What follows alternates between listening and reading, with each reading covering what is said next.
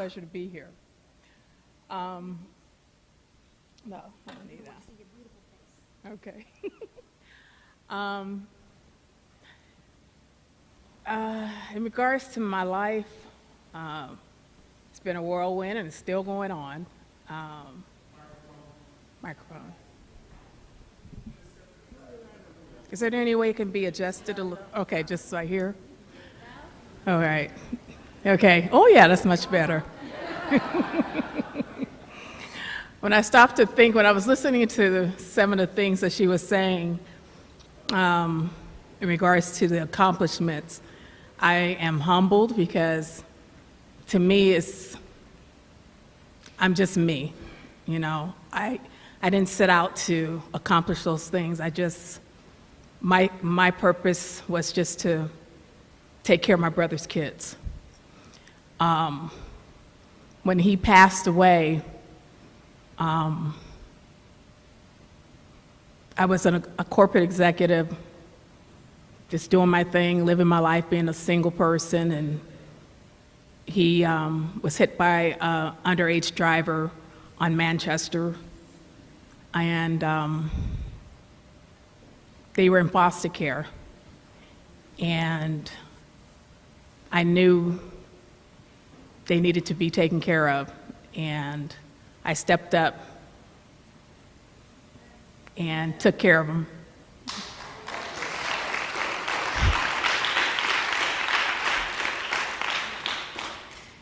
And I was blessed of it because of that. And strangely enough, this thing about how we think with our minds, it is so important. I've been like that since I was a little girl. I've always been one of those thinkers that, you know, let me see if I put something out there in the universe, how will it come back to me? And it's always been an amazing journey. I'm still on that journey. I'm about to cry, so please stop. Give me a moment.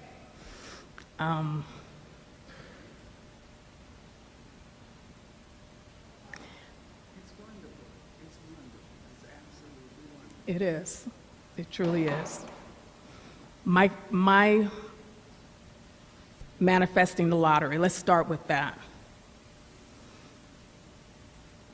I do a lot of reading when it comes to the mind, because I believe that our minds are very powerful. As you think, so it is. Thank you so much. I strive to think positive at all times. Even when things don't seem so positive, I switch my thoughts. Have to. We have to in life.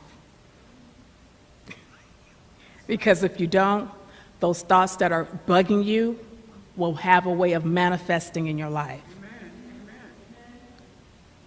And so, it's always great to have people around you, to have books, even the things you watch on television. I don't watch negative TV.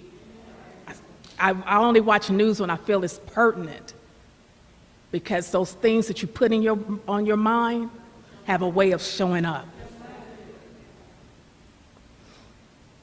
When I won the lottery on Mother's Day, yeah, it was great, but it came with a lot of pain too. I won it, but I had also lost those kids shortly before then. Those kids were taken from me on April 3rd. I'll never forget that day, never forget it. Dealing with social services. I was dealing with the system with a woman who told me that I was not a great mom because these kids weren't going to school the way they were supposed to. They were afraid. They were afraid because of being in the system, going through what they were going through. But she said, your kids are too happy. They don't need to be on medication. They don't need this. They don't need that. Okay. So I got my kids taken from me on April 3rd. She said, they don't need medication. All right. I said my prayers. I chose not to curse the moment. Actually, I did curse. Let me be real. I was upset. And then I remembered that I wasn't going to be blessed. So I chose to forgive. I also chose to forgive my sister, who I thought was odd that she chose to show up on that same day from Vegas and laughed at me as she saw me in my pain, and I forgave her too. And on Mother's Day, yeah, I wanted. And I didn't, God just provided it for me. It wasn't because I wanted to win the money so I could be wealthy. I wanted the money so I can get a good attorney to fight the system. That's what it was for.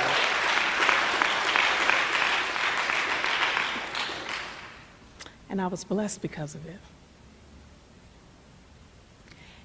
And one thing that I always remembered from my reading, some of my favorite books besides the Bible, because the Bible is the oldest living spiritual testament on the power of the mind.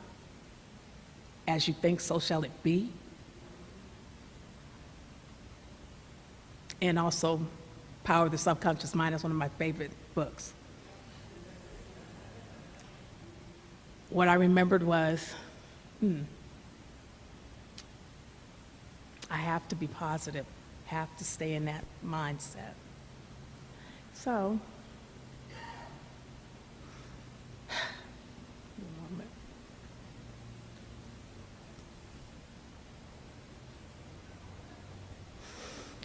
been blessing me, continually blessing me as a result of that.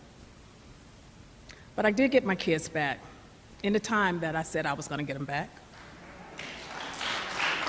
It's another thing. You have to be really clear when you say that you're going to do what you plan to do. When I won the money, yeah, I did intend to win $112 million too. I thought that was interesting.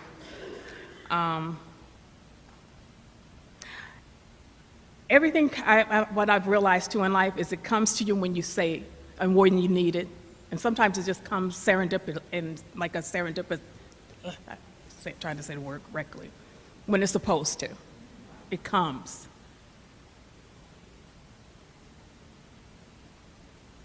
God always knows when we need things. And we just have to trust. We just have to let go. You know the saying, let go, let God? It's almost like you're floating on water. You just have to have that trust. And that's something that is so hard for us as humans, to just trust. Trusting in something that we cannot see. Just like we're breathing air, we can't see the air, but we're breathing it. That's what I had to do on my faith walk when it came to winning this lottery to help me to get to where I am today. I've been able to bless many people as a result of it, and I've grown from it. I've grown to learn that regardless of what I'm going through, He's always going to be there. And I'm not perfect. There are times when I still get down, and then something whispers in my ear, that's not how you're supposed to think. And I'm glad that that happens. So it reminds me, stand up and be strong, because you need to be there and pull others to help them to remember.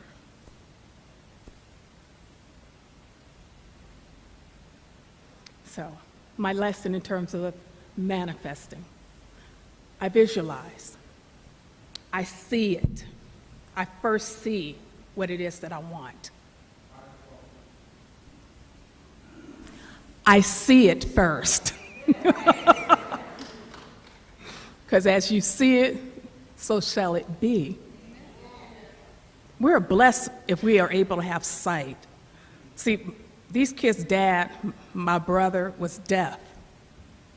He couldn't hear. So I knew sign language. And I used to always think I'm blessed that I'm able to hear. The things that we take for granted, I don't take for granted. So visualizing, I visualize all the time. And as you visualize, I visualized all the time that I was going to be holding a check for $112 million written across it. I even visualized myself wearing my little favorite green top, which I don't know where in the heck it is now. It served its purpose. I wore it out, that's what happened. And I remember thinking, I'm going to wear that top, I'm going to hold that check, and I'm going to be so happy. Because that what you put your strongest feeling into has to manifest. It has to. Good or bad. So why not manifest your best? And that's what I strive to do all the time. And oddly enough, it's written in the Bible. These are things that I started realizing as I'm 50, I'll be 52 in a few months, that, wow, this is stuff my mom had been teaching me for years. All I had to do was look and see it. It would have changed things in my life. But I know it now. Whatever it is you want, the sooner that you understand that, I may not have much right now, that don't mean anything because I'm wealthy. The moment you start saying to yourself, I am wealthy, wealth comes to you. Wealth is an energy. Just like poverty is an energy. When you say you're poor, it will circulate in your life. When you say you're wealthy, that's what I did. I just started saying I'm wealthy. I started singing it. I'm wealthy. I say I'm happy. In fact, Pharrell, the happy song, yes, that's my song. Yes.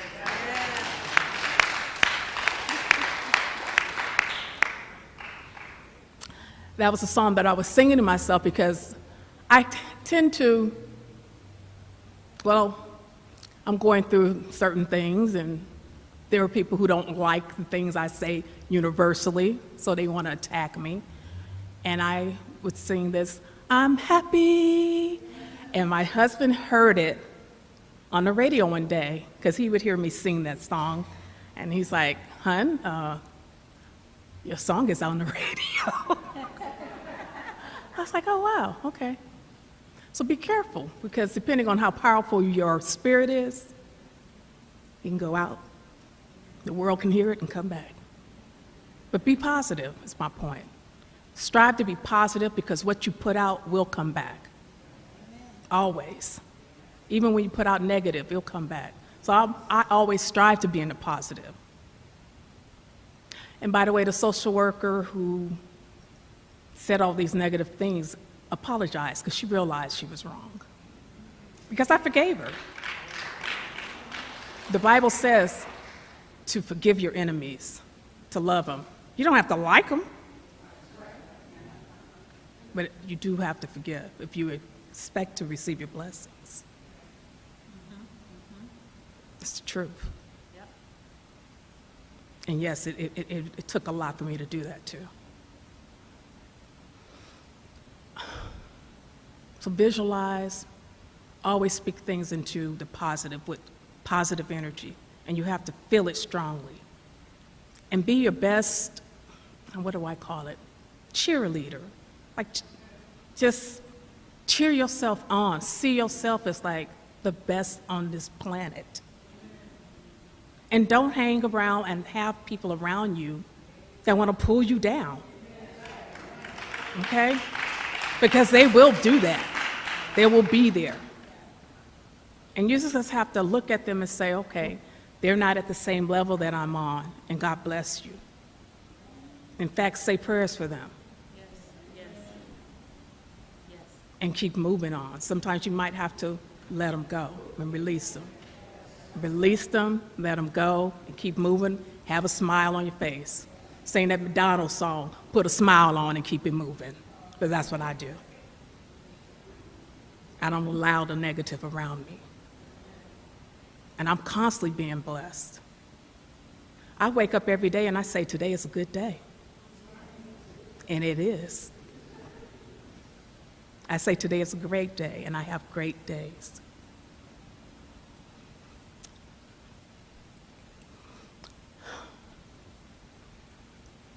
I'm constantly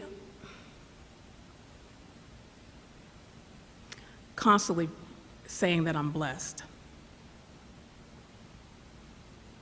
Because I don't know if you guys believe in heaven. Well, I'm sure you do. I know that there is, God, I call him Jehovah, Jah, his son, Jesus. There's Satan.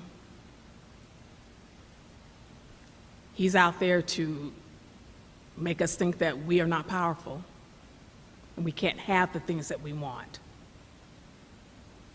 And I'm a testimony that we can. We're not here to just be less than. We're here to be powerful and to be the best. As we live and breathe, every breath I take, I'm saying that I'm powerful. I say that I'm healthy. Because as you say it, so shall it be. That's what I say all the time.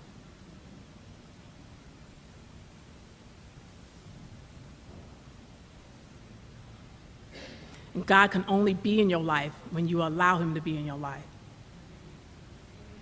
And you will be tested. That's part of life. But the test starts to get a little less once you realize your power.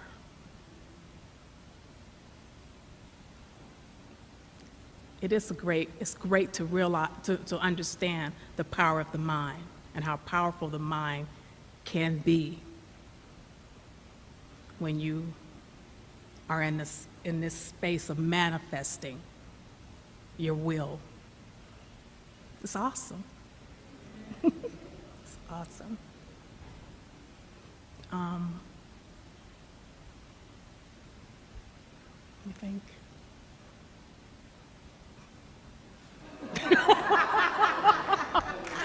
Mine's going to be different places.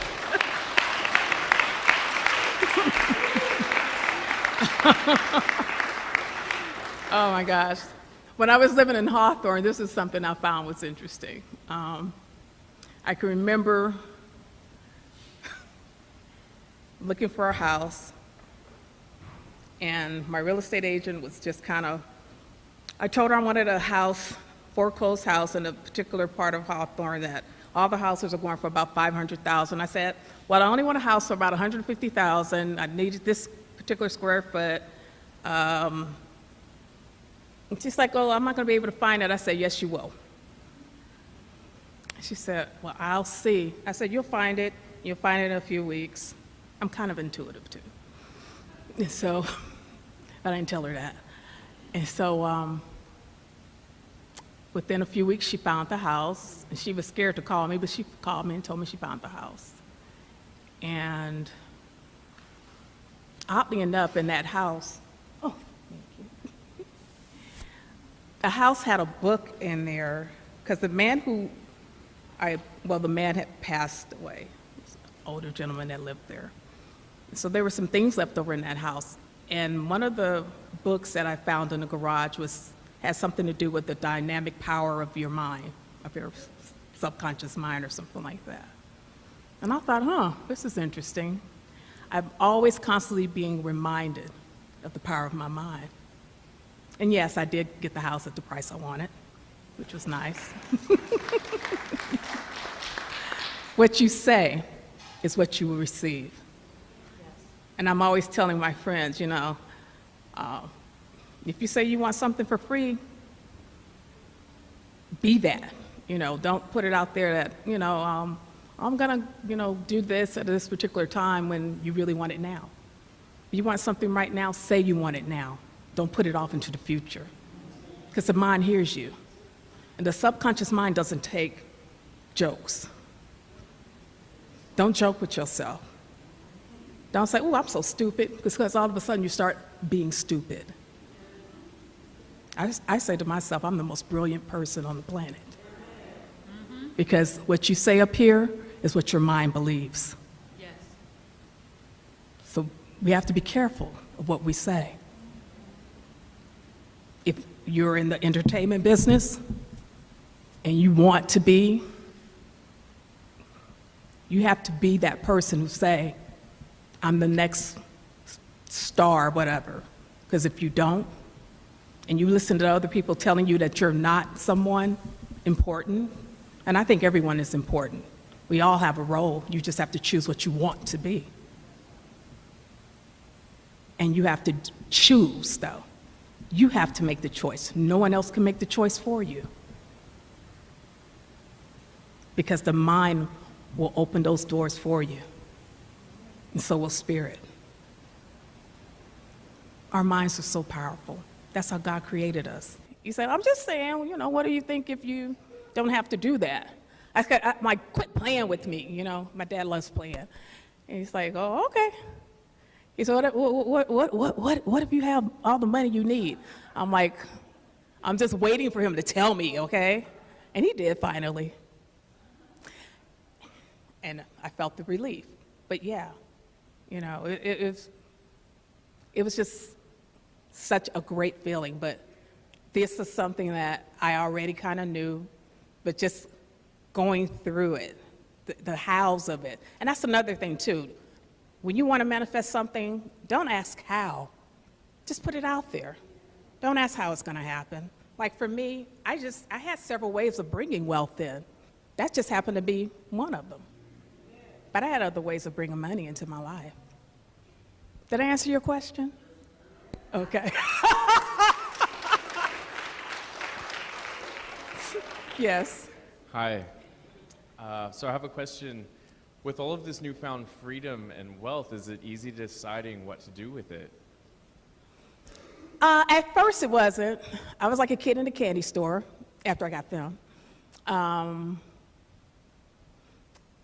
When you do manifest the wealth that you want, what I say to people, especially when I do interviews, is be prepared. In fact, what I started doing before the money came was talking to financial advisors. Get in good with wealth, which means study wealth. Study wealthy people. And because wealth will stay around you when you say you're wealthy. Talk to lawyers, talk to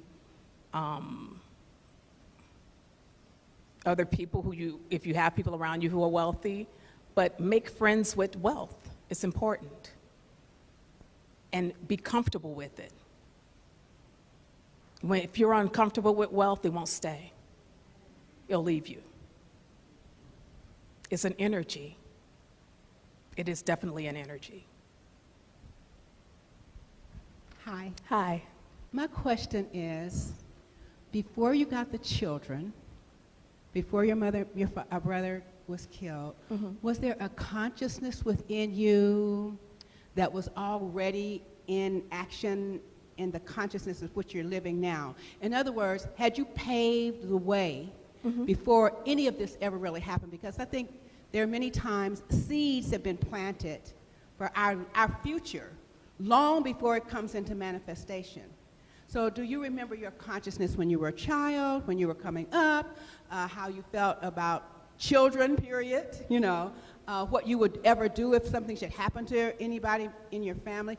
And I know it's a big question, but I think I'm trying to find out what consciousness were you living in at that particular time when you got the children? Do you remember? Do you? What age were you? What age? Age. I was in my, let me see, they were 3 and 4. I received those 2 first, and then a year and a half later, I got the other 3. So, you're 18, 19 now. Okay. So Old. About 35, about 35 or 40. Old enough. Old enough. Okay. Yeah, I love kids. I do. Okay. Yeah, I had an idea I was going to get them. And I know I've been on this planet many lifetimes. Okay. And I know who I am, and I have an idea of who I've been in many lifetimes.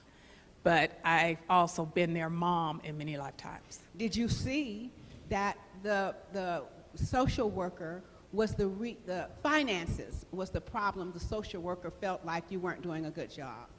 Was it finances that the social worker felt like you weren't doing a good job? No, she didn't like the fact that I knew how to, okay. She looked at how much money I was receiving. Right. And she thought, well, you're getting too much money. You're getting more money than I am. And I'm like, that's not my problem. That's your problem. Right. And I'm like, these kids have, they have an issue. And I'm just receiving what I'm supposed to get for them. Okay. She didn't like that. Okay. And you really answered my question, because what you answered for me is that you raised your consciousness to a level higher than what her consciousness was, not to have a conflict with her. Yeah. And to keep yourself on purpose. Yeah. Okay, thank you.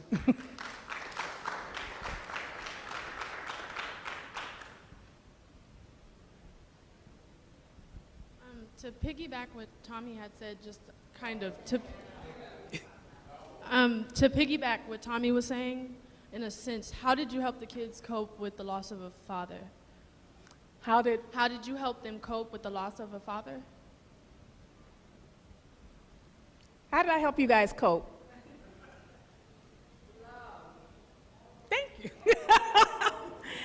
I loved them as much as any person could. I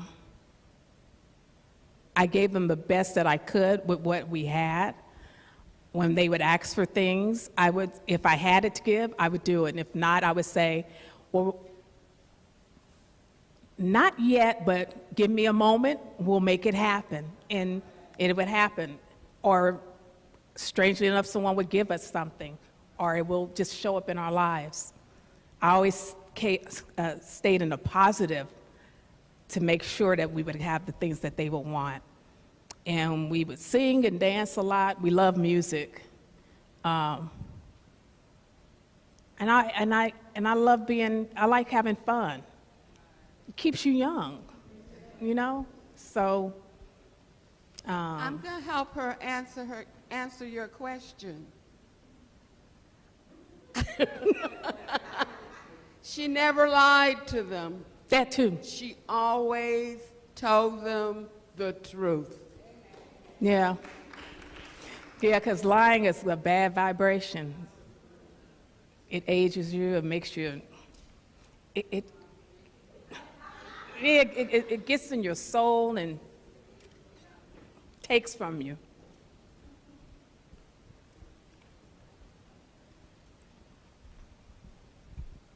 I'm very clear on what you said about the 112. I'm very clear that you manifested that 112 by the visualization. My question is, how did you duplicate it? I understand you won the lottery twice. Is that correct? Did you win twice? Did I win twice? Mm-hmm. No, but I'm about to win again. Okay. Thank you for reminding me.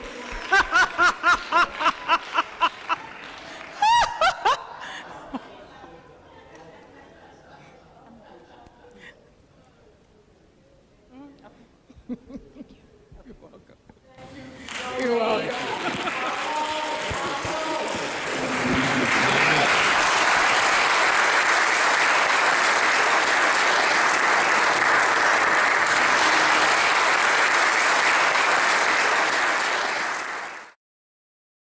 Cynthia, you're smiling broadly, and why shouldn't you be? You are one of the richest women in America, and also the reason you might be smiling is that, unlike so many lottery winners, you've managed to hang on to your cash. How have you achieved this double miracle?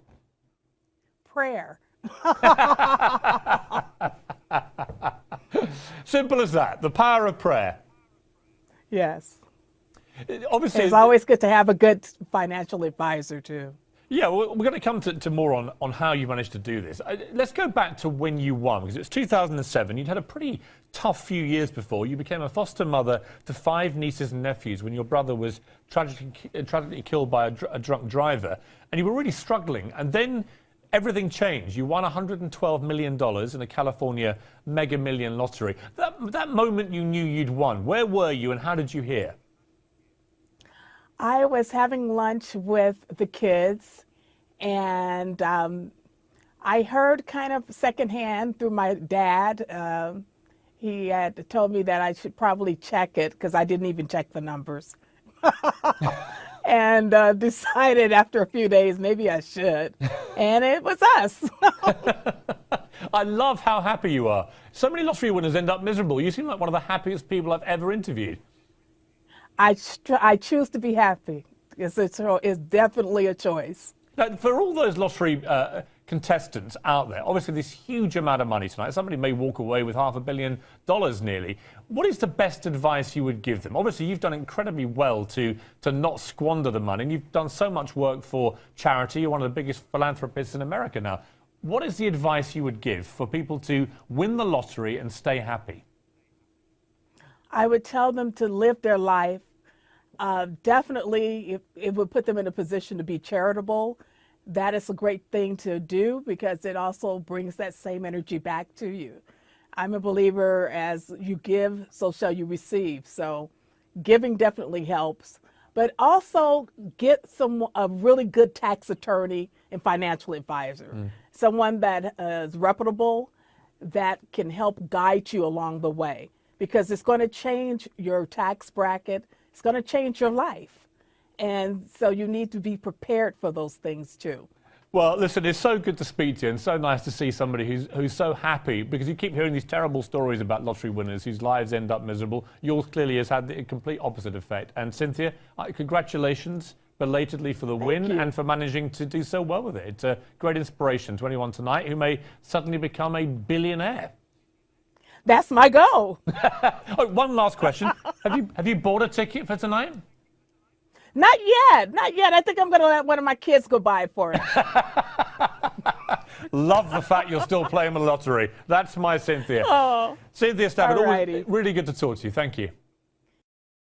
Thank you for watching this video, my friends. I hope you really enjoyed it. Make sure you leave a comment below and please subscribe to this channel. I want to give you so much more. Thank you, and I'll see you next time.